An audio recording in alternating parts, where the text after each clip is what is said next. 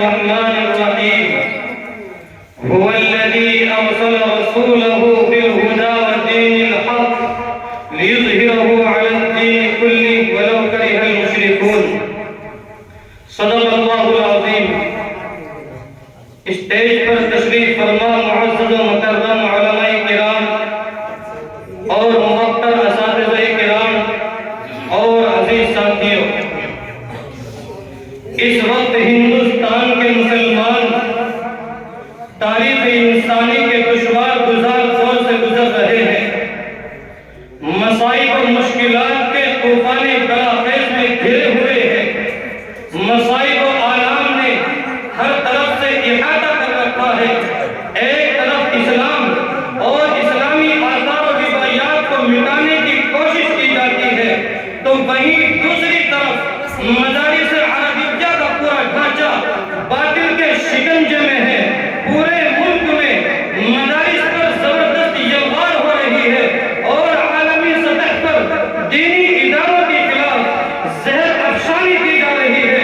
مسلمانوں، کوئی دن ایسا نہیں گزرتا کہ جس دن فرقہ پرست تنظیم کا کوئی اہم لیڈر مدارس اسلامیہ کے خلاف ہردہ سرائی نہ کرتا ہو. کبھی ان اداروں کو قومی دھاروں سے منحرف بنایا جاتا ہے، کبھی انہیں رجعت پسندی کا طعنہ دیا جاتا ہے. غرض یہ کہ باطل طاقتیں مدارس کے خلاف کھل کر سامنے آ چکی ہیں اور تعصب سینوں سے نکل کر شارع عام پر آ چکا ہے. بلکہ کچھ تنظیموں نے پورے ملک میں تعصب و عناد کا جال بچھا دیا ہے اور کچھ تنظیموں نے پورے ماحول میں نفرت و عداوت کا بیج بو دیا ہے اور کچھ تنظیمیں عالمی سطح پر مدارس حقانیہ کی کردار کشی میں سرگرم ہے. اور یہی پر بس نہیں، بلکہ آج ان مدارس کو دہشت گردی کا اڈہ قرار دیا جاتا ہے. ارے یہ مدارس تو دین کے قلعے ہیں، ان پر دہشت گردی کے الزام افسوس ہونا تو یہ چاہیے تھا کہ ان مدارس کو سینوں سے لگایا جاتا، انہیں کوئی قوت دکھایا جاتا، ان کی تعمیر و ترقی میں ہر طرح کا تعاون کیا جاتا، انہیں سرسبز و شاداب رکھنے کی ہر ممکن کوشش کی جاتی. کیونکہ یہی وہ مدارس ہیں کہ جن کی کوکھ سے جنم لینے والے علماء کرام کی قربانیوں کے نتیجے میں یہی ہندوستان آزاد ہوا ہے. ہاں ہاں، انہیں مدارس سے نکلی ہوئی تحریکات کی بدولت اس ملک میں آزادی کا انقلاب آیا ہے. انہیں مراکز کے جو بعض سپاہیوں کی جد و جہد کے بعد باشندگان وطن میں سکون و راحت کا سانس لیا ہے. انہیں خانقاہوں کے اندر اللہ کی صدا بلند کرنے والے بزرگوں کی دعاؤں کے بغیر ایک روزہ سے نجات و رہائی نصیب ہوئی. لیکن آج انہیں مدارس کو مسمار کرنے کی کوششیں چل رہی ہیں. اس لیے آج ہم پوری دنیا کی متعصب اور فرقہ پرست طاقتوں کا چیلنج کر کے بتا دینا چاہتے ہیں کہ مدرسہ کسی عمارت کا نام نہیں ہے، مدرسہ کسی بلڈنگ کا نام نہیں ہے، مدرسہ کسی تعمیر کا نام نہیں ہے. ارے مدرسہ وہ ہوتا ہے جہاں کوئی طالب علم آتا ہے، استاد پڑھانے کے لیے بیٹھ جاتا ہے، طالب علم پڑھنے کے لیے بیٹھ جاتا ہے، چاہے وہاں انار کا درخت ہو یا کھجور کا سایہ، مدرسہ وہیں بن جایا کرتا ہے. ارے مدرسہ ہمارا نظریہ ہے، مدرسہ ہماری روح ہے، مدرسہ ہماری جان ہے، مدرسہ ہمارا ایمان ہے. اللہ کی قسم، ہم مدارس کو گرانے والے خود گر جائیں گے اور مدارس سے ٹکرانے والے خود پاس ہو جائیں گے انشاءاللہ. آج دنیا ہم سے سوال کرتی ہے کہ مدارس نے دنیا کو کیا دیا. میں آپ سے پوچھتا ہوں، کیا یہ سوال درست ہے؟ یہ سوال قطعاً درست نہیں. ارے سائل کو سوال کرنے نہیں آیا. اگر سوال کرنا تھا تو یہ سوال کرتا کہ مدارس نے دنیا کو کیا نہیں دیا. ارے باشندگان ہند، اگرچہ تم نے ہماری تاریخ کو بھلا دیا ہے، لیکن ہمیں اپنے آباء و اجداد کی تاریخ یاد ہے. اور میں تمہیں بتاتا چلوں مدارس نے دنیا کو کیا نہیں دیا.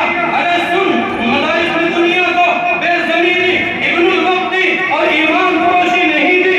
مدارس نے دنیا کو خوشغرضی اور مفاد پرستی نہیں دی. مدارس نے دنیا کو بزدلی اور پست حسلگی کا سبق نہیں پڑھایا. مدارس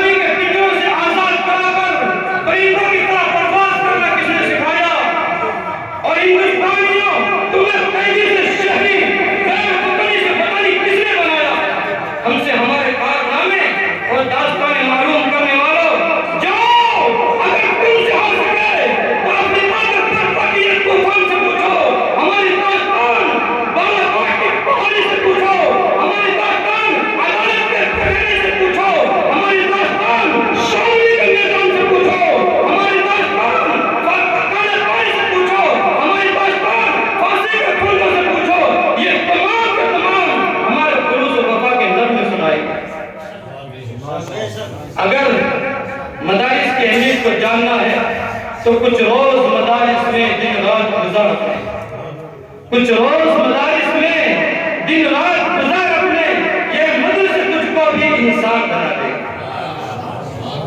دوستو سوال یہ ہے کہ آج ہمیں یہ دن کیوں دیکھنا پڑا؟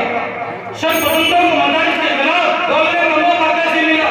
کہ یہ ہمارا قصور نہیں ہے اور یقیناً ہے کہ اس لیے مسلمانوں مدارس کی اہمیت کو سمجھو، مدارس اسلامی کی آبادیت کو محسوس کرو، اس لیے کہ حضرت نانوت علیہ الرحمہ کی روح ہمیں آواز لگا رہی ہے، حضرت شیخ الہند کا جگر ہمیں صدائے دے رہا ہے، جملہ اکابرین کی شہادتیں ہمیں لٹا رہی ہے کہ مسلمانوں اگر اس ملک میں مدارس قائم ہے تو تمہارا وجود قائم ہے، اگر اس ملک میں مدارس زندہ ہے تو مسلمانوں تمہاری تشخص امتیاز پاتے ہیں۔